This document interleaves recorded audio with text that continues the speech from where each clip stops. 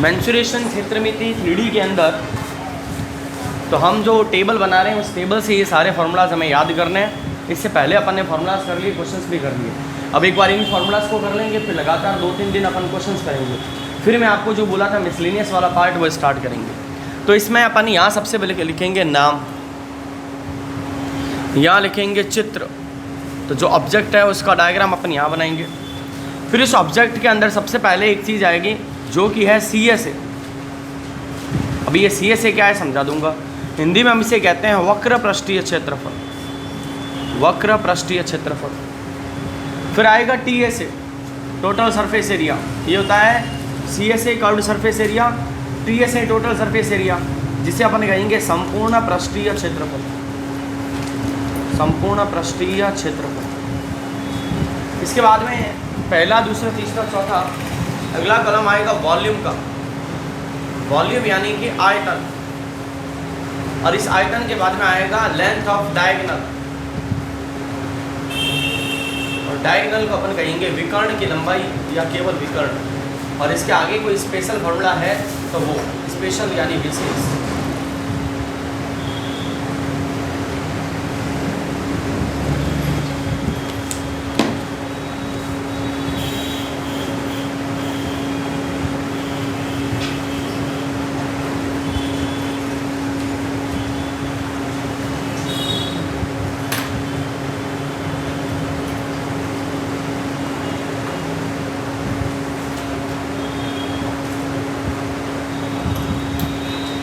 सबसे पहले नंबर पर हम लिखेंगे क्यूबॉइड यानी कि घनाभ।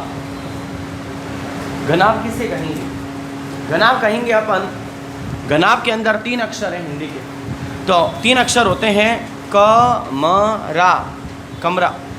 तो कमरा में अक्षर कितने हो गए? 3। तो जो कमरा है, अगर आपके पास में घनाभ लिखा हुआ ना है पेपर में, ये लिखा हुआ है कि एक कमरे की लंबाई इतनी, चौड़ाई इतनी, ऊंचाई इतनी, इसका मतलब वो क म रा यानी ग ना भ की बात कर रहा है। उसके बाद में आएगा संदूक। तो संदूक में भी आप ऐसे मानो तो पूरे पूरे 3 अक्षर है। संदूक हो गया, कमरा हो गया, फिर आएगा माचिस। तो ये कुछ ऐसे शब्दों से ये अपने एक ट्रिक बना के याद कर सकते हैं कि घनाभ किसे कहा जाएगा आखिरकार। तो जैसे ये डस्टर है, तो आधा अगर 100 में अगर काउंट ना करूँ तो डस्टर में भी 3 अक्षर आ गए। तो ये भी एक क्या हो गया आपके पास में घनाभ। तो इसी से मैं सारा समझा दूंगा। अब ये जो घनाभ है इसका आकृति या चित्र कैसे बनेगा? चित्र बनेगा इस प्रकार से, और आपने ये छोटी क्लासेस में ऐसा बहुत बार बनाया हुआ भी है। ये होती है घनाभ की आकृति यानी कि क्यूबॉइड की आकृति। इसमें यहाँ पर ये जो भुजा होती है ये कहलाती है L। L यानी लंबाई, लेंथ। ये होती है ब्रेड्थ यानी कि चौड़ाई, B। और ये होती है ऊंचाई। अगर यहाँ समझ में नहीं आया तो यहाँ समझ में आ जाएगा। देखो, अगर मैं इसको ऐसे रखूँ तो ये तो होगी इसकी लंबाई, ठीक है।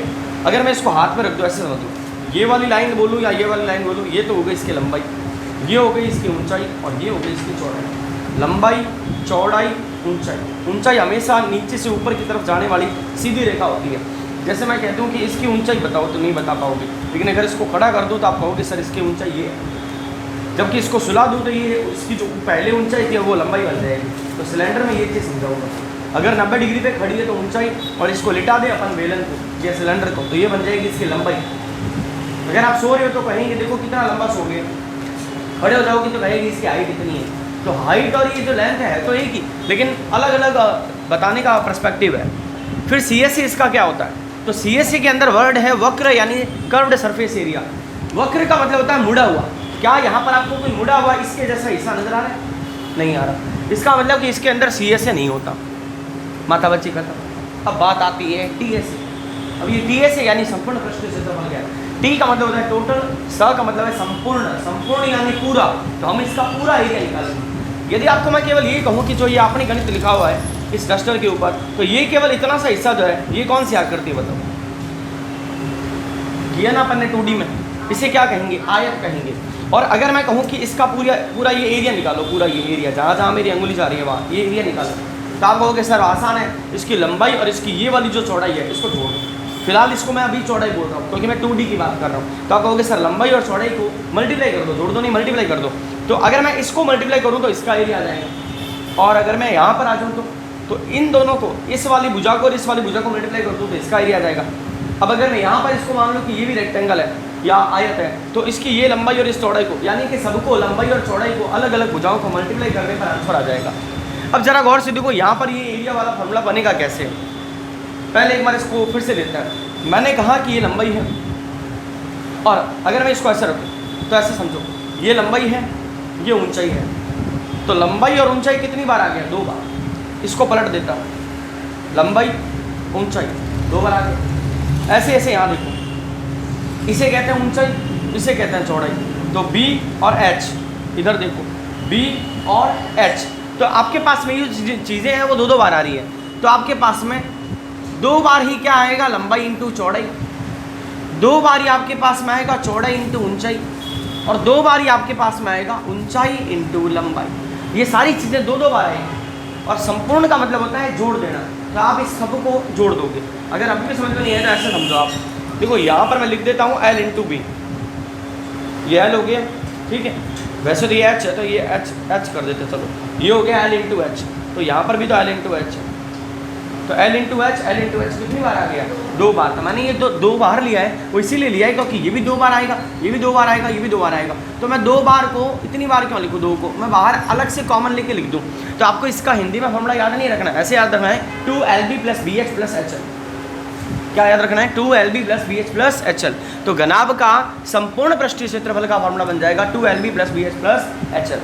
अब इसका आयतन का सूत्र बहुत आसान है, कुछ नहीं करना, लंबाई इंटू चौड़ाई इंटू ऊंचाई, ये हो गया इसका आयतन, बहुत आसान है। विकर्ण क्या चीज़ है भैया? आपको मैं कहूँ कि एक लंबी सी लकड़ी लेकर आते हैं और यहाँ पर अपन इस रूम के अंदर वहाँ उस कॉर्नर से उस कॉर्नर तक लगाते हैं, तो सबसे लंबी जो लकड़ी आएगी इस कमरे के अंदर वो इसका ये बीच वाला शॉर्टकट वाला रास्ता होगा। और अगर मैं आसान शब्दों में समझाऊँ तो भैया आपसे मैं ये कहूँ कि आपको A से B तक जाना है, या तो आप C होकर जाओ या सीधा चले जाओ, तो सबसे शॉर्टकट रास्ता आपको कौन सा लगेगा? भाई इसमें आपको 2 भुजाएं पार करनी पड़ेगी, इसमें सीधा सीधा चले जाओगे। तो ये जो सीधा सीधा बीच में लाइन बना रहे हो इसी को अपन कहते हैं डायगोनल यानी विकर्ण। तो उसमें जो विकर्ण का फॉर्मूला बनेगा वो क्या बनेगा? √L² + B² + H²। Special formula उसमें कोई नहीं है, हाँ उसमें कुछ अलग चीज़ें और हैं, जैसे कि ये जो घनाभ है इसके अंदर अपन दीवार कम कर देंगे। कैसे कम करेंगे? जैसे अभी इस रूम के अंदर 6 दीवारें हैं, आप लोगों की दीवार तो 4 ही होती है, नहीं, यहाँ पर अपन उनको 6 मानेंगे। तो 6 दीवार कैसे हो गई सर? देखो 2 LB वाली हो गई, 2 BH वाली हो गई, 2 HL वाली हो गई, 6 हो गई, यानी कि 1 2 ये एक दूसरे के जैसे सेम समान है, 1 2 1 2। तो ये जो आमने सामने की भुजाएं हैं इनके बराबर का एरिया रखेगी। तो इसमें से वो क्या कहेगा? वो कहेगा 6 में से एक काम करो, ऊपर वाले को हटा दो, यानी ऊपर वाला ढक्कन हटा दो, तो 5 दीवारों का एरिया निकालना सीखेंगे। अब इसमें अगर मैं बनाऊँ 5 का तो फार्मूला इसका 5 का बन जाएगा, अगले का बनेगा।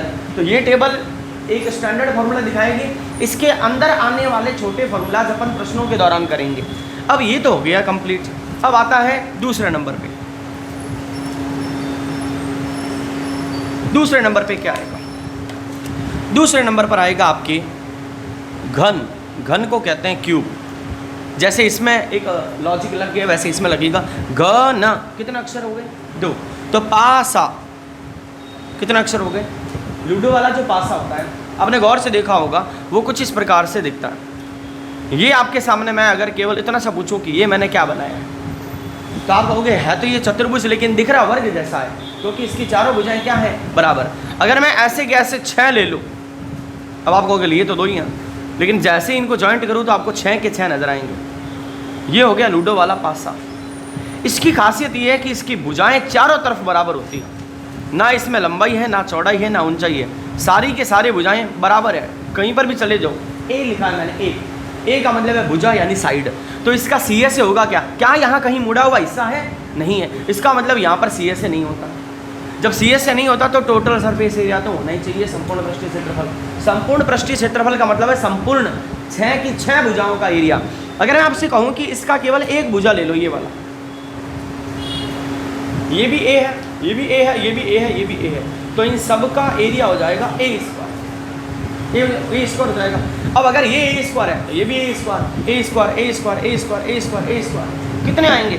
6 आ जाएंगे, यानी अपन लिखेंगे 6 बार ए स्क्वायर। अब बताओ रटने की जरूरत है क्या?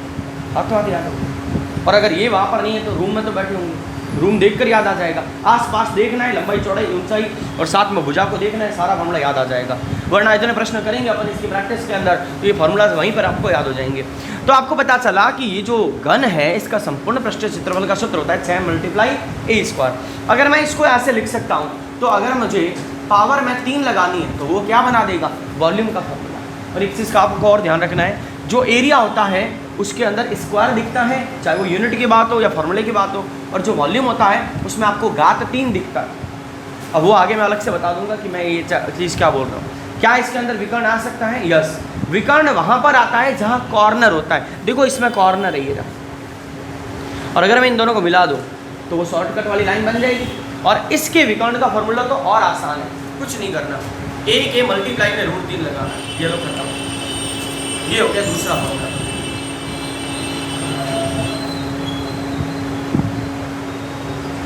आगे बढ़ते हैं। 2 आकृतियां अपन ने कभी, बिल्कुल भी आपको दिक्कत नहीं आनी चाहिए इनके अंदर। गिनती के मैंने 3 और 3 6 फॉर्मूलाज लिखे हैं, CS इसके अंदर है नहीं। अब आती हैं मुड़ी हुई चीज़ें। तीसरे नंबर पर आती है आपके बेलन। एग्जामिनर जरूरी नहीं है कि हिंदी में भी बेलन लिख के दे, वो सिलेंडर लिख के भी दे सकता है। तो सिलेंडर वो इंग्लिश में लिखे, हिंदी में लिखे, सिलेंडर लिखा हुआ आ सकता है। क्योंकि कई बार क्या होता है, उच्चारण करने वाले भी गलती करते हैं। वहाँ यहाँ पर ये बेलन लिखा है, वहाँ अगर वो सिलेंडर को सिलेंडर ही दे दे तो आपको थोड़ा ध्यान रखना है सिलेंडर या फिर बेलन जो है वो क्या चीज़ है। अब ये जो बेलन है इसको मैं 2 प्रकार से बनाता हूँ। पहले तो ये ऐसे, दूसरा इसको ऐसे बनाता हूँ। दोनों प्रकार में ये सिलेंडर ही है, अगर ये खड़ी है तो भी और अगर ये लेट गई है तो भी। ये क्या चीज़ बनाई है? देखो यहाँ पर आपको ये सिलेंड्रिकल शेप पूरी नज़र आ रही है। ये जो गोल वाला हिस्सा है यहाँ पर है, ये बीच में बिंदु आपको नज़र आ रहा है। इस बिंदु से इस वाले बिंदु से अगर मैं बाहर तक जाऊँ तो ये जो मैंने ऐसे छोटा सा डॉट से बीच से बाहर तक गया हूँ, इसे अपन त्रिज्या कहते हैं। तो यहाँ पर भी ये देखो त्रिज्या बनी है यहाँ पर, तो ये त्रिज्या सर ऊपर भी होगी, यस। तो फिर ये डंडी बीच में क्या है, इसे अपन कहेंगे H। तो इसमें 2 कंपोनेंट है, एक तो R है और एक H। अब आप कह दो सर अगर ये लेट गई तो क्या होगा, तो इसे H कहेंगे, नीचे वाले को लिखेंगे फॉर्मूले में H। लेकिन बोलेगा कि बेलन की लंबाई इतनी है, अच्छा लंबाई बोले और H यानी ऊंचाई बोले, एक ही बात है। तो आपको ये आकृति तो समझ में आ गई। अब इसमें गोल वाला हिस्सा आ गया। ये गोल वाला हिस्सा क्या चीज़ है, जरा गौर से देखो इसको। ये जो हिस्सा है, इस वाले हिस्से को जो मुड़ा हुआ है, क्या ये मुड़ा हुआ है? नहीं, ये फ्लैट है। क्या आप यहाँ पर किसी को बिठा सकते हो? यस, बिठा सकते हैं, छोटी कोई भी चीज़ लेकर, लेकिन यहाँ नहीं बिठा पाएंगे, वो गिर जाएगा। तो ये जो ये वाला हिस्सा है, इसे अपन कहते हैं CS है। इसका फॉर्मूला भी याद हो जाएगा। कैसे याद हो जाएगा भाई? अब आकर आपको मैं ये कहूँ कि ये क्या चीज़ है, तो आप कहोगे ये कहो वृत्त है यानी सर्कल है। और मैं कहूँ इसकी परिधि का सूत्र बताओ। परिधि यानी कि आपने इस बिंदु A से चलना स्टार्ट किया, चलकर वापस A पर आकर रुके, तो आपने एक चक्कर निकाला। वृत्त की एक परिधि को, एक चक्कर को कहते हैं 2πr। क्या कहते हैं? 2πr। अब आप कहोगे सर यहाँ तो कहीं पर भी पाई नहीं आया, यहाँ कैसे आ गया? हर वो चीज़ जो मुड़ी हुई है, गोल है, वहाँ पाई के दर्शन हो जाएंगे। पाई का मान होता 22/7। तो 2πr तो आ गया इसका ये घुमावदार हिस्सा, यानी एक चक्कर। यानी मुझे यहाँ से एक चक्कर निकालना है, घूम के वापस यहाँ। लेकिन ये गौर से देखो तो चूड़ियाँ बन रही हैं, और ये चूड़ियाँ कहाँ तक बनेगी? देखो ऐसे घूमते हुए मैं कहाँ तक आऊँगा? यहाँ तक आऊँगा। यानी मैंने इन चूड़ियों को क्या चीज़ कवर करवा दी? इसकी पूरी हाइट। तो आप इसको हाइट से कर दो मल्टीप्लाई। तो अगर मैं वृत्त की परिधि को, जो कि 2πr होता है, हाइट से गुणा करवा दो तो वो क्या बना के दे देगा मुझे? CS। अगर बात CSA की है तो TSA कैसे आएगा? TSA के फॉर्मूले में यहाँ पर इस वाली जगह पर आपको थोड़ा सा बदलाव करना है, ऐसे करना है। 2πr H जो है अंदर टिका देना है और R को एक बार और लिख देना है। ये फॉर्मूला तैयार हो गया किसका? TSA। अब ये बना कैसे है वो प्रश्न के दौरान समझाऊंगा। है क्या इसके अंदर? मैंने कहा TSA निकालो, मैंने कहा ये मार्कर किसी को गिफ्ट करना है, पैक करके दो। तो आप बोले सर इसके लिए मैंने चाहिए, कपड़ा चाहिए, कागज़ चाहिए, तो आप कागज़ सिर्फ तो यहाँ लपेटोगे, लेकिन यहाँ से दिख जाएगा उसको कि हाँ मार्कर है या पेन है, तो आप यहाँ पर भी कागज़ लगाओगे और यहाँ पर भी कागज लगाओगे। तो ये हो गया पाई आर स्क्वायर, ये हो गया पाई आर स्क्वायर, इसका एरिया पाई आर स्क्वायर, इसका एरिया पाई आर स्क्वायर, इसका एरिया 2 पाई आर है। सबको जोड़ेंगे तो ये बनेगा। अच्छा बना कैसे है वो बाद में समझाऊंगा। अभी एक बार इतना ध्यान रखना है कि 2 पाई आर एस छोटा फॉर्मूला घूमने वाले का, बड़ा फॉर्मूला पूरे का, पूरा यानी संपूर्ण। बात आती है वॉल्यूम की। अब वॉल्यूम कैसे आएगा? देखो यहाँ पर आपको ये गोल हिस्सा नजर आ रहा है। वॉल्यूम आखिरकार चीज़ क्या होती है? वॉल्यूम यानी आयतन आखिरकार होता क्या है? अगर मैं आपको ये कहूँ कि इसके अंदर मैंने इंक डालना स्टार्ट किया और इसके अंदर 5 ml इंक आ गई, 5 ml आएगी, 5 लीटर तो आएगी नहीं, छोटा सा हिस्सा है। मान लेते हैं इसके अंदर 5 ml इंक आ गई, पूरा डबाडब ये भर गया। तो इसमें जितनी इंक आई है वो इसका वॉल्यूम है। अब मान लो मेरे पास में हिस्सा बड़ा है, पानी की बोतल है, अब इसमें मैंने 1 लीटर पानी डाल दिया, तो वो जो 1 लीटर पानी आया है वो इसका वॉल्यूम यानी आयतन है। वॉल्यूम मतलब आवाज़ नहीं है यहाँ पर, वॉल्यूम यानी इसमें कितनी इंक आ गई है, कितना पानी आ गया है, कितनी हवा इसके अंदर है, कितनी गैस इसके अंदर है, कितने किलोग्राम इसके अंदर पत्थर है, वो सारी चीज़ें जो आएगी वजन के तौर पर, ठीक है, वो इसकी मेजरमेंट अब मैं बता दूंगा। तो वो जो चीज़ आएगी वो इसकी क्या हो जाएगी? वॉल्यूम यानी आयतन। अब इस आयतन को निकालेंगे कैसे? अभी आपको मैंने कहा ये एक सर्कल है, ये वृत्त है। वृत्त का एरिया होता है पाई आर स्क्वायर। क्या होता है? Pi are square. लेकिन ये जो पाई आर स्क्वायर इसका एरिया है, जब मैं इंक डालूंगा तो वो इंक यहाँ तक आए और यहाँ तक आते आते आते आते इस पूरी एच को कवर कर लेगी। और अगर पूरी एच को कवर कर लेगी तो हमें फिर से क्या करना है? जैसे यहाँ एच का मल्टीप्लाई करवाया वैसे यहाँ एच का मल्टीप्लाई करवाया। तो पाई आर स्क्वायर एच फॉर्मूला किसका होता है? वॉल्यूम ऑफ सिलेंडर यानी कि बेलन का आयतन। क्या इसमें डायगोनल होता है? अब आप खुद सोचो, क्या इसमें डायगोनल होगा? क्या यहाँ इसके अंदर कॉर्नर है? क्या कॉर्नर नहीं, कॉर्नर नहीं तो डायगोनल नहीं। रही बात स्पेशल फार्मूला की, वो अलग से बाद में लिखवाऊंगा। तो अभी तक अपन ने 3 आकृतियों को पढ़ लिया है। आप चाहो तो एक बार एक काम करो, इन 3 आकृतियों को अच्छे से नोट कर लो।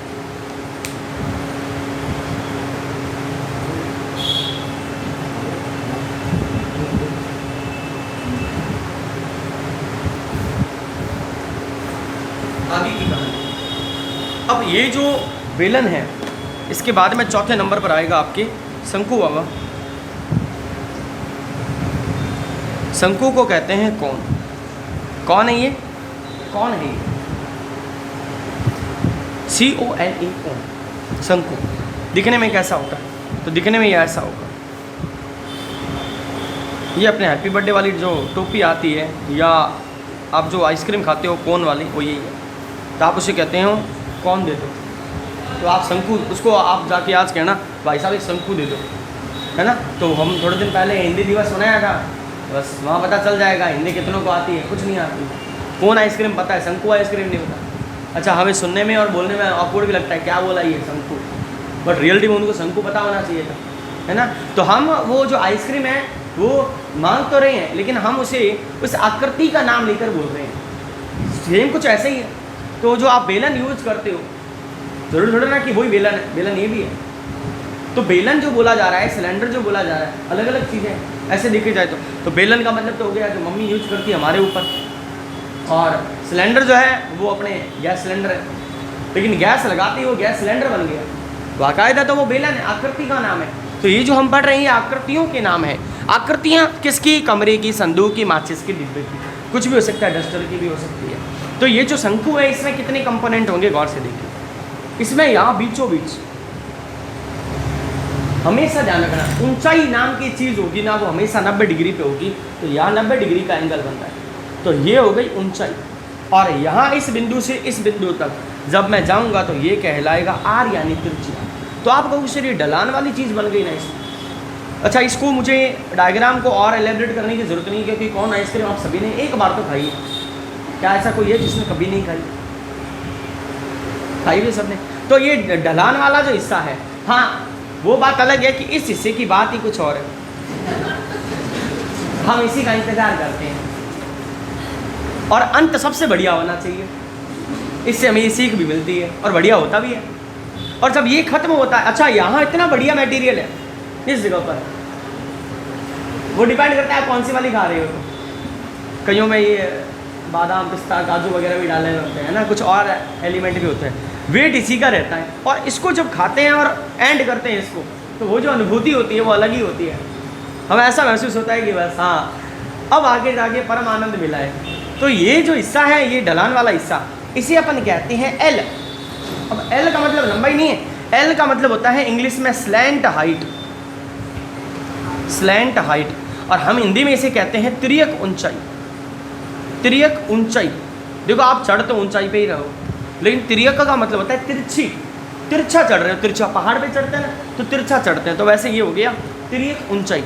तो इसको निकालने का भी सूत्र होता है, वो स्पेशल वाला मैं लिखवा दूंगा। फिलहाल यहाँ सी एस है, क्या इसमें सी एस होगा? सोचो अच्छे से, अच्छे से सोचो। मुड़ा हुआ हिस्सा है, मुड़ा हुआ हिस्सा है ना, ये रहा आइसक्रीम जैसे ही है, ये रहा मुड़ा हुआ हिस्सा। तो ये जो मुड़ा हुआ हिस्सा है इसे अपन कहते हैं सी एस है। छोटा सा फॉर्मूला है पाई आर और एल। वापस हुई इस जगह से बंटवारा कर दो, तो पाई आर बंटवारा की, एल अंदर लिखा, जैसे आर वापस लिखा वैसे आर वापस लिखो, तैयार फॉर्मूला टी एस ए का। जोर आया क्या? याद हो जाएगा, कोई दिक्कत नहीं है। बस यहाँ पर भी पाई आर है, यहाँ पर भी पाई आर है, इसमें 2 आया है, इसमें नहीं आया। इसके अंदर आपके पास में एच है, इसके अंदर एल है, कहानी वापस सेम के सेम है। Pi R L, pi R bracket में एल प्लस आर। अच्छा बनना कैसे है वो प्रश्न के दौरान समझा दूंगा। बात करते हैं वॉल्यूम की। अब वॉल्यूम को कैसे समझा सकता हूँ, इधर देखो, ये मैं वॉल्यूम का फार्मूला याद करवाने का एक आपको आसान तरीका बता रहा हूँ, बाकी इसमें ऐसा लॉजिक कुछ भी नहीं है, बस एक तरीका है, समझ लो। ये आपके पास में क्या चीज़ बनाई है मैंने, सिलेंडर यानी बेलन। अगर मैं इस बेलन के इस वाले हिस्से को ऐसे और ऐसे मिला दूँ तो क्या आप इस बेलन के अंदर एक शंकु को देख पा रहे हो अच्छे से? यस। अगर मैं आपसे कहूँ कि इस बेलन को अगर आप इस पर, ये आइसक्रीम है, मान लो आइसक्रीम है, और आपने इसको ऐसे लेके चाकू से ऐसे काटा है, तो आप कहोगे सर इस बेलन के अंदर कितने हिस्से बन गए? हिस्से कितने बन गए? यानी एक बेलन के 3 टुकड़े करोगे तो आपको शंकु का निर्माण होता हुआ दिखेगा। यानी कि बेलन का आयतन का सूत्र होता है पाई आर स्क्वायर एच, और अगर मैं इसका तीसरा हिस्सा निकालूं यानी 1/3, तो वो किसका फॉर्मूला हो जाएगा? कोण। तो ये याद करवाने के लिए मैंने ऐसे किया है कि इसको काटेंगे तो ये 3 हिस्से बनेंगे। बात समझ में आ गई? अब आगे बढ़ते हैं। क्या इसमें डायगोनल होगा? कॉर्नर है क्या इसमें? कुछ कहेंगे सर ये रहा कॉर्नर, तो कॉर्नर से सीधी जाने वाली रेखा बीचों बीच बढ़ रही है, जबकि डायगोनल का रूल है कॉर्नर से कॉर्नर बढ़ना चाहिए, जैसे ये बढ़ा। तो फिलहाल यहाँ पर डायगोनल नहीं है। अब मैंने कहा था स्पेशल फॉर्मूले में एल लिख लेंगे। ये जो स्पेशल फॉर्मूला है उसमें एल का फॉर्मूला बन जाएगा L square equal to H square plus R square. क्या फॉर्मूला बनेगा? L square equal to H square plus R square. ये क्या है? पाइथागोरस थ्योरम है। कुछ दिनों बाद आपको ट्रिग्नोमेट्री करवाऊंगा तो ये फॉर्मूला क्या है ये बात समझ में आ जाएगा, है ना। कर्ण स्क्वायर बराबर लंब स्क्वायर प्लस आधार square, H square equal to 2 square. क्या? हाँ वो कर्ण, वो 90 डिग्री का एंगल आ गया, ठीक है। अभी तो मैं केवल आपको ऊपर ऊपर ही बता रहा हूँ, ट्रिग्नोमेट्री करेंगे तो ये वाला कॉन्सेप्ट उसी दिन समझ में आ जाएगा कि आखिरकार ये स्क्वायर स्क्वायर ये प्लस कहाँ से आएगा। फिलहाल अपन आगे बढ़ते हैं। ये हो गया शंकु। अब हमारे पास में एक ऐसा ऑब्जेक्ट आएगा जो थोड़ा लंबा है। लंबा मीन्स उसके अंदर फॉर्मूलाज थोड़े ज़्यादा हैं। यहाँ तो मैं 5 लिखवाऊंगा, 2 एक बार छोड़ दूंगा। तो 5वें नंबर पर आपके पास में आएगा सॉलिड स्फीयर। हम इसे कहते हैं ठोस गोला। तो रबड़ वाली बॉल जो है बचपन में आपने उससे बहुत खेला होगा। रबड़ वाली जो बॉल है जिसके वो अगर काटेंगे तो बीच में फिर से आपको रबड़ नज़र आएगा। तो वो जो बॉल है उसकी आकृति कुछ ऐसी होती है, लेकिन हम इसमें ये डिज़ाइन बनाते हैं ये दिखाने के लिए कि ये एक 3D डायग्राम है या 3D बॉल है। केवल अगर मैं ये हटा दूँ तो ये एक सर्कल नज़र आएगा। तो ये एक बॉल हो गई। अब इस बॉल के अंदर आकृति तो मैंने यही बना दी, यहाँ बना दी। इसके अंदर बढ़िया चीज़ पता है क्या? इसके अंदर बढ़िया चीज़ ये है कि इसमें केवल एक ही कंपोनेंट है, वो है आर। जैसे यहाँ देखो 3 लोग थे LBH, यहाँ 1 था, यहाँ 2 थे, यहाँ 3 थे, यहाँ 1 ही है। क्या इसके अंदर मुड़ा हुआ हिस्सा होता है? यस, लेकिन CA से नहीं होता। CA से वहाँ होता है जब 2 अलग अलग चीज़ें वहाँ पर हो। जैसे कि इस वाले में CA से था क्योंकि मुड़ा हुआ हिस्सा भी है, फ्लैट वाला भी है। क्या इसमें फ्लैट हिस्सा है क्या? नहीं, इसमें तो सारा ही मुड़ा हुआ है। बॉल हाथ में रख दी मैंने, इधर से देखूँ तो बॉल, इधर से देखूँ बॉल, इधर से, चारों दिशाओं से बॉल नज़र आ रही है, और जहाँ हाथ लगो वहाँ मुड़ा हुआ हिस्सा नज़र आ रहा है। इसका मतलब इसके अंदर ना तो CA से होता है ना ही TA से होता है। अल्लाह फिर होता क्या है? होता है उसमें होता है केवल सरफेस एरिया। टी नहीं लगाते। क्यों नहीं लगाते? क्योंकि टी का मतलब है फिर आपने दूसरे हिस्से को भी जोड़ा है, जबकि बात यहाँ पर एक ही हिस्से की हो रही है। तो यहाँ जब भी बोला जाएगा पेपर में लिखा हुआ आएगा सरफेस एरिया, यानी हिंदी में लिख के देगा पृष्ठीय क्षेत्रफल। अब ये पृष्ठीय क्षेत्रफल का फॉर्मूला कैसे आएगा? मैं आपको कह दूं कि आपके पास में केवल इस बॉल को देखने के लिए 4 दिशाएं हैं। ये मेरे हाथ में बॉल है, आपको दिखाई दे रही होगी, दिखाई दे रही सब?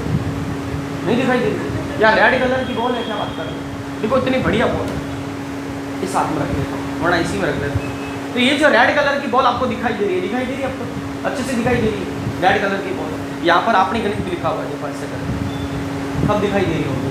अब इस बॉल के अंदर मैं आपको कहूँ कि आप सामने से जब इसको देख रहे हो तो आपको कौन सी आकृति नजर आ रही है? अब आप ये मत बोलना बॉल नजर आ रही है, आप कहोगे सर यहाँ मेरे को ऐसे सर्कल नजर आ रहा है, और सर्कल का एरिया होता है पाई आर स्क्वायर। सर्कल का एरिया कितना होता है? Pi are square. अच्छा, आपने इसको पूर्व दिशा से देखा, पाई आर स्क्वायर, पश्चिम से देखा, पाई आर स्क्वायर, उत्तर से देखा, पाई आर स्क्वायर, दक्षिण से देखा, पाई आर स्क्वायर, कितनी दिशाओं से देखा? यानी फॉर्मूला बन गया 4 पाई आर स्क्वायर। अब बताओ दिक्कत आएगी क्या याद करने में? आपको इनको रटना नहीं है, समझ के याद करना है। जब समझ के याद करोगे तो लोगों को लगेगा इसके रटा हुआ है, जबकि रटा हुआ होता ही नहीं कुछ। दिमाग के अंदर बढ़िया से मेमोरी के अंदर बिठा लेंगे इसको, 4 पाई आर स्क्वायर। अब मैंने आपको याद करो बताया था कि जब जब एरिया आएगा फॉर्मूले में स्क्वायर नजर आएगा। हाँ, जरूरी नहीं कि सब में आएगा, लेकिन कुछ में तो आएगा। तो फिर पक्का इसके अंदर क्या आएगा? यहाँ पर क्यूब आएगा। अब आप कहोगे सर यहाँ पर तो स्क्वायर आ गया है। देखो यहाँ पर एरिया जब की बात करेंगे, यहाँ भुजाओं के ऊपर स्क्वायर चल रहा है, जबकि ये जो आर है ये भुजा नहीं, आर इसके अंदर का हिस्सा है, रेडियस है। फिलहाल 4 पाई आर स्क्वायर आ गया, हमें इसका वॉल्यूम निकालना है। वॉल्यूम यानी बॉल का वजन कितना है। बॉल में अगर मैं खाली करके उसका रबड़ पता करूँ कि रबड़ अंदर कितना था तो उसका वजन कितना है, और खाली करके उसमें पानी डाल दूँ तो कितना पानी आया, इंक डाल दूँ कितनी इंक आई, वो सारी चीज़ें किस में आएगी? वॉल्यूम आएगी। अब वॉल्यूम को कैसे पता करें? बॉल को हाथ में रखा, आप इस बॉल को टोटल कितनी दिशाओं से देख पा रहे थे? 4। तो पहले लिखो 4। लेकिन अगर मैंने इसको हाथ में रख दिया और मैंने कहा अब नीचे से देख के बताओ तो देख नहीं पाऊंगा। यानी टोटल 4 दिशाओं में से केवल अब 3 दिशाओं से देख पा रहे हैं हाथ में रखने के बाद। मैंने कहा था आपको स्क्वायर को हटाना है और क्या लगा देना है? क्यों? फॉर्मूला तैयार। किसका फॉर्मूला तैयार हो गया? सॉलिड स्फीयर ठोस गोले का आयतन 4/3 पाई आर क्यूब। क्या इसमें विकर्ण होगा? सोचिए जरा, कॉर्नर है ही नहीं। जब कॉर्नर है ही नहीं तो इसकी दुकान भी खत्म होगी। मात्र 2 फॉर्मूला जिसके अंदर है, तो ये आपके बन गया सॉलिड स्फीयर। एक बार यहाँ तक उतार लो और उसके बाद में इस बॉल को अपन काट देंगे, यानी आधा कर देंगे। भैया आप इसको मैं याद करने का तरीका बताता हूँ, बच्चों को ऐसे कहता हूँ कि देखो आपके पास में बॉल है, अब आप इसमें 4 डायरेक्शन से इसको देख सकते हो। तो पहले लिखो 4 ऊपर। लेकिन दिक्कत क्या हुई, जैसे आपने इसको हाथ में रखा ना तो आप इसको केवल 3 डायरेक्शन से देख पा रहे थे, नीचे से देख नहीं पा रहे क्योंकि हाथ बीच में आ गया। ऐसे वो तो मैं ऐसे हाथ में ऐसे रख रहा था, ऐसे रखिए। ये आप इसको, ये फॉर्मूला कैसे बना है इसके पीछे की कहानी अलग है, ये तुम्हें याद करवाने की ट्रिक है। समझ वाली बात, ये इसको याद करवाने की ट्रिक है। हाँ, 4 वाला लॉजिक तो वही है, लेकिन इसको याद करवाने की ट्रिक है कि भैया आपने पहले 4 रखा, फिर ये इनका प्रॉपर कैलकुलेशन करके फॉर्मूला बनाए। तो बनाने वाले ने ऐसा तो नहीं कि आसमान से प्रकट हुआ कोई, उसने कहा आज से 4/3 पाई आर क्यूब उसका वॉल्यूम होगा, बनाया होगा किसी ने। तो वो कैसे बना है उसके पीछे की कहानी अलग है। हमें तो बस ये याद रखना है कि 4 और 3 को हम कैसे याद रखेंगे। हमें याद करने का तरीका 4 डायरेक्शन से देख रहे थे, हाथ में रखा, तीसरी वाला गायब हो गई, एक वाला गायब हो गई, 3 बच गई। स्क्वायर है तो एरिया, क्यूब है तो वॉल्यूम।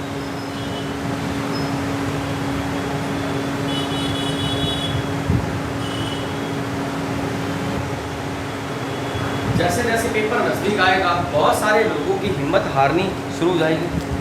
हाँ, कईयों का जो कॉन्फिडेंस है वो आसमान में भी पहुँचेगा, तो किन की हिम्मत ख़त्म हो जाएगी और किन का आसमान तक पहुँचेगा कॉन्फिडेंस? तो वो लोग जो अब लगातार पढ़ाई करेंगे, ऐसे लोगों के टच में रहेंगे, जैसे मैम ने कहा या मैं अभी कह रहा हूँ, ऐसी संगत में रहेंगे जो पॉजिटिव बातें करेंगे, फर्जी बातें नहीं करेंगे। अरे वाला पेपर बहुत बुरा होने वाला है, तो ऐसी फालतू बातें करने वाले जो है। पेपर मुश्किल किसको लगेगा? जिसको नहीं आता होगा या जो पढ़ाई करके नहीं गए, तो वो कहेगा पेपर बहुत टफ आया। जिसने मैथ्स को पूरा ख़त्म किया है, सिलेबस पूरा ख़त्म किया है, रिवीजन बढ़िया किया है, 7-8 बार रिवीजन किया है, उसको वो पेपर आसान नहीं लगेगा। वो तो हंसेगा, ये क्या पूछा है। तो वो तभी ऐसा हो पाएगा जब वो पढ़ के जाएगा।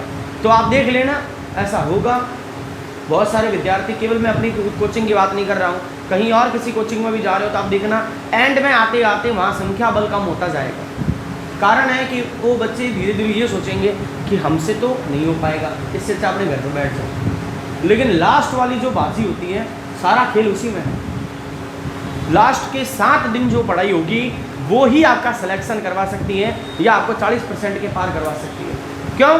क्योंकि ह्यूमन ब्रेन है, 1 महीने पहले का याद नहीं रहता, 7 दिन का तो याद रहेगा। तो ये जो 7 दिन है, इसमें हम हमारे इस कंप्यूटर के अंदर जो भी डेटा डालेंगे ये कहेगा रख रख रख, क्योंकि दूसरी चीज़ आएगी नहीं। और दूसरी चीज़ है उसे अभी से साइड में कर दो। कोई भी घर में फंक्शन है, हाथ जोड़ो, सीधी सी बात है। अब मेरे भी पेपर है, हालांकि मैं कल आने वाला नहीं था, लेकिन सर ने कहा नहीं आप तो आओ ही हो, बट मैं आने वाला नहीं था। मेरे पेपर है और पेपर सबसे पहले है। आपकी पढ़ाई भी सबसे पहले होनी चाहिए, माँ बाप से भी पहले।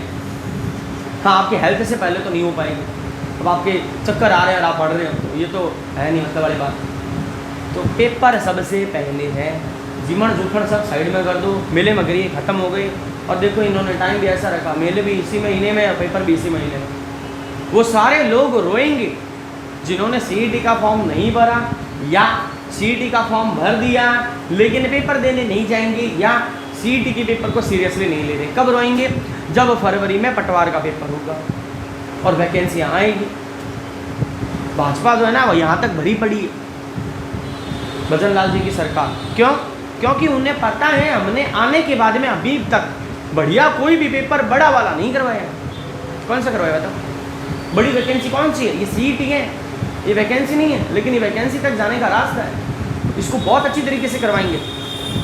और मैं भविष्य की बात पहले सुना देता हूँ। 2 दोस्त बैठे, पहला वाला कह रहा है और पटवार के अंदर तेरी तैयारी कैसी? वो कह रहा है क्यों तैयारी नहीं है, 40% बन नहीं रहे, 39% बन रहे हैं। वो पेपर से 2 दिन पहले बीमार हो गया था, या पेपर से 2 दिन पहले मासिक जीवन था, वहाँ चला गया था, पढ़ाई हुई नहीं। यही सुनने में आता है। तो ये भविष्य की लाइन हमारे लिए ना बने, इसीलिए अब पढ़ाई जो आप करोगे, पीछे आपने चाहे पढ़ा नहीं पढ़ा, अब ये जो 10 दिन 12 दिन 7 दिन 8 दिन जितने भी हैं, अपने आप को झोंक दो उसके अंदर। पड़ोस में क्या हो रहा है, घर में क्या हो रहा है, किसी से मतलब नहीं। घर वालों को कह दो कि आप मेरे मुंह से कुछ सुन लोगे अगर मेरे को डिस्टर्ब कर दिया तो। 40% वाली रेखा पार करनी ज़रूरी है। इतना हल्के में मत लेना। जहाँ पर 13 लाख फॉर्म फिल हुए हैं वो 2.5 से 3 लाख बच्चों को ही लेंगे।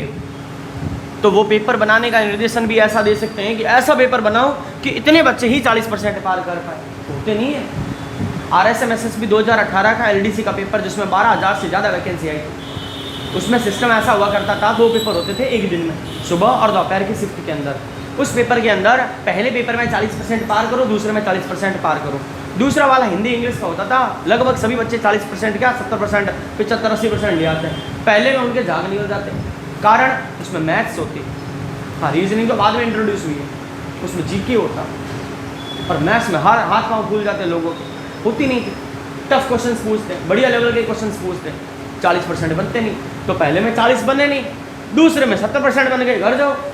क्या कर रहे हैं यहाँ पर? कोई ज़रूरत ही नहीं तुम्हारी यहाँ पर। पहले में भी 40 बनाओ, दूसरे में। ये 40% की रेखा है ना, आसान नहीं है। चाहे नेगेटिव मार्किंग नहीं है, फिर भी तुम सारे घोड़े भर दोगे तो कोई जरूरी नहीं है कि 120 नंबर आ जाएंगे 300 में से। पेपर सेट करने वालों की भी तो बुद्धि है ना।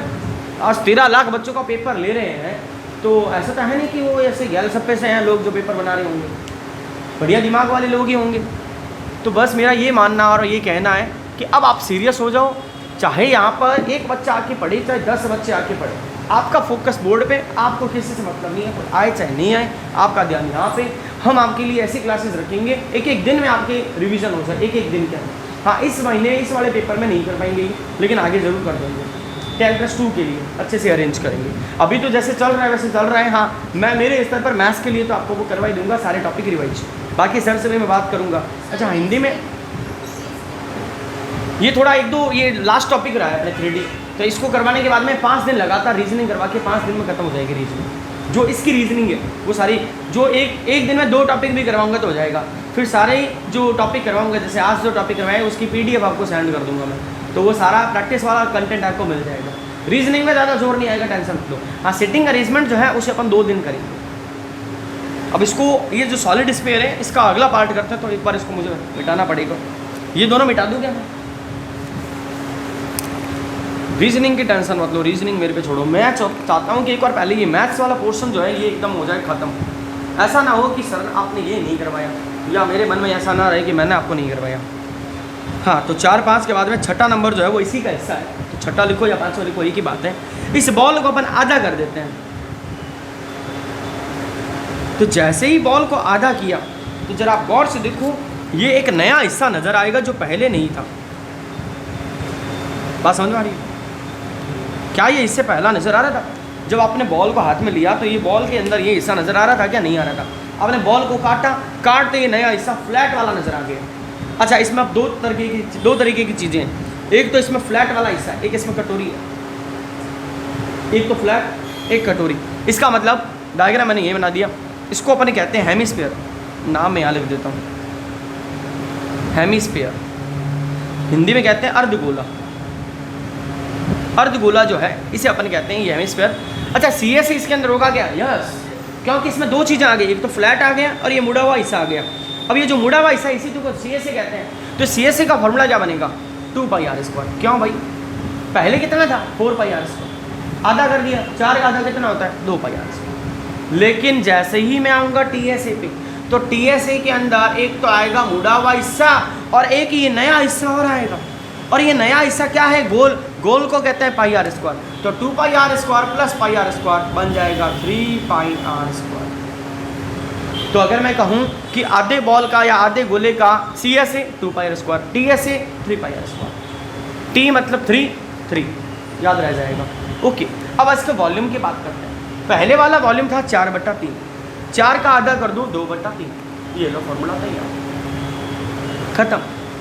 तो कितने फॉर्मूलाज हो गए इसके? 5। किसके? स्फीयर के। 3 ये रहे और 2 पहले लिखवाए। और इसी के साथ में 3D के ऑलमोस्ट सारे फॉर्मूलाज कंप्लीट होते हैं। अब इसमें कुछ और आकृतियाँ बचती हैं, वो प्रश्नों के दौरान करेंगे। जैसे कि बाल्टी है ना, बाल्टी। अब बाल्टी के ऊपर क्वेश्चन आ जाए तो हम क्या करेंगे? तो ये अपन आगे करेंगे। ये बाल्टी बनी कैसे है ये भी तो देखो वैसे। इस बाल्टी को बाल्टी नहीं कहते वैसे। ये आपके पास में क्या है? ये आपके पास में शंकु है यानी कोन है। जरा सोचो, अगर कैंची लेके इसको यहाँ से काट दो,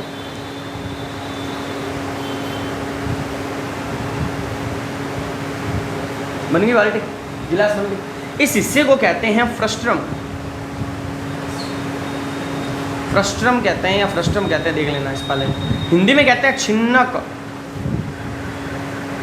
तो इसका क्या फार्मूला बनेगा वो प्रश्न के दौरान करेंगे। तो इसका टूटा हुआ हिस्सा है, तो टूटे हुए हिस्से को अलग से करेंगे, इनके साथ में नहीं करेंगे। ये सारे स्टैंडर्ड फार्मूला है। इसके अंदर बना कैसे फार्मूला है वो अपन बाद में करेंगे, क्वेश्चन आएगा तब करेंगे। तो इसको अलग से कहते हैं छिन्नक। एक चीज़ और रह जाती है इसके अंदर, ये बॉल तो रबड़ वाली थी। अगर ये बॉल प्लास्टिक वाली होती तो, और प्लास्टिक वाली बॉल जो होती है उसके अंदर तो कुछ भी नहीं होता, खाली हवा होती। तो बाहर होता है कुछ, बाहर होता है 4πr²। बाहर का हो जाएगा 4πr²। लेकिन अंदर का निकालना हो तो फार्मूला क्या बन जाएगा? तो ये जो बॉल होती है जो खोखली होती है, अंदर से खाली होती है, तो इस बॉल को कहते हैं इंग्लिश के अंदर स्फेरिकल सेल, है ना। कहीं लिख लेना, इसके फार्मूलाज आपको मैं क्वेश्चन के साथ साथ करवाऊंगा। जैसे मैं सर ये करवाऊंगा ना तो आप मुझे याद दिला देना, सर वो वाले क्वेश्चन भी करवा दो। स्फेरिकल सेल हिंदी में कहते हैं गोलीय कोष। देखो एकदम डीपली गए, ये बहुत डीपली है, ये पेपर में इतना आएगा नहीं है, ये आपको इसी में निपटा देगा। शुरुआत के 4-5 है ना, उसी में निपटा देगा। स्फेरिकल सेल गोलीय कोष। अब फार्मूला तो हमने पढ़ा था 4πr², लेकिन आपको कुछ नहीं करना, यहाँ ये करना होता है। ये अलग से लिखवा दूंगा, वैसे अभी लिखना है तो लिख दो। ये इसका अंदर वाला एरिया निकालने का सूत्र है 4πr1 का स्क्वायर माइनस r2 का स्क्वायर। फार्मूला तो था 4πr²। अभी r1 r2 क्या है वो क्वेश्चन के साथ साथ समझेंगे कि ये कैसे बना है। क्योंकि इसमें क्या है, वो प्लास्टिक की जो मोटाई होती है उस मोटाई के कारण 2 रेडियस आती है, एक अंदर रेडियस होती है, एक बाहर। जैसे मैं कहूँ कि ये सर्कल है, मान लो ये रूम पूरा सर्कल है, तो बीच में ये केंद्र बिंदु है। मैं कहूँ इस केंद्र बिंदु से दीवार तक जाओ तो ये होगा r2। मैं कहूँगा इस केंद्र बिंदु से दीवार के बाहर तक जाओ तो आप इस दीवार की मोटाई को भी जोड़ लोगे, तो वो जो मोटाई है जोड़ते ही बन जाएगा r1। और इस कंडीशन में हमेशा r1 बड़ी होती है r2 से, इसलिए देखो r1 माइनस r2, r1 पहले है r2 बाद में। तो ये हमने 3D के सारे फार्मूलाज आज किए। आगे की क्लास के अंदर हम इसके ऊपर क्वेश्चंस कैसे बनाए जाते हैं, क्या चीज़ें होती है वो समझेंगे। अब एक और छोटे से 2-3 पॉइंट है वो लिख लेते हैं। अब मैं ये पूरा मिटा रहा हूँ, वो 2-3 पॉइंट आपको याद रखना है। सबसे पहले बात करते हैं यूनिट के। यदि एरिया हो यानी क्षेत्रफल, तो क्षेत्रफल के अंदर centimetre square, metre square, even kilometre square, ये आती है इकाई यानी यूनिट। क्योंकि भी किसी क्वेश्चन के अंदर वो कहेगा आंसर निकालिए एरिया का, और आंसर आया 50। अब ऑप्शन देगा 50 centimetre cube, 50 centimetre, 50 centimetre square, 50 kilometre. हमारा दिमाग जो है वो सेंटीमीटर को देखेगा नहीं, अपने सोचेंगे ओहो 50 पड़ा, ये लो टिक मारो, गोला भरो। अरे देखो तो सही, एरिया बोला है, एरिया मतलब ये आंसर है, ये गलत हो गया। तो आपको इस चीज़ का ध्यान रखना है। अगर मैं बात करूं वॉल्यूम यानी क्षेत्रफल के बाद में आयतन की, तो सेंटीमीटर के ऊपर पावर 3, मीटर के ऊपर पावर 3, किलोमीटर के ऊपर पावर 3, ये इसका वॉल्यूम बन जाएगा। ठीक है, नॉर्मली अपन इन दो का प्रयोग करते हैं, किलोमीटर भले हटा दो, नॉर्मली इन दो का प्रयोग करते हैं। हाँ, एक बात आपको पता होनी चाहिए कि 1 मीटर के अंदर 100 सेंटीमीटर होते हैं, 1 मीटर के अंदर 100 सेंटीमीटर। फिर बात करते हैं यूनिट के अंदर पानी की। पानी होता है लीटर में, और पानी को अपन कहेंगे आयतन। तो ये पूछेगा कैपेसिटी, क्षमता वगैरह वगैरह, तो उसमें आपको एक चीज़ ध्यान रखनी है कि 1 मीटर क्यूब किसी का वॉल्यूम है तो उसमें 1000 लीटर पानी आएगा, और अगर किसी का वॉल्यूम 1000 सेंटीमीटर क्यूब है तो उसमें मात्र 1 लीटर पानी आएगा। तो ये कुछ ऐसी चीज़ें हैं जो याद रखनी है, और इनके बाद में जब प्रश्न करेंगे तो और आसान हो जाएंगे क्वेश्चन। आज के लिए इतना ही, मिलते हैं कल।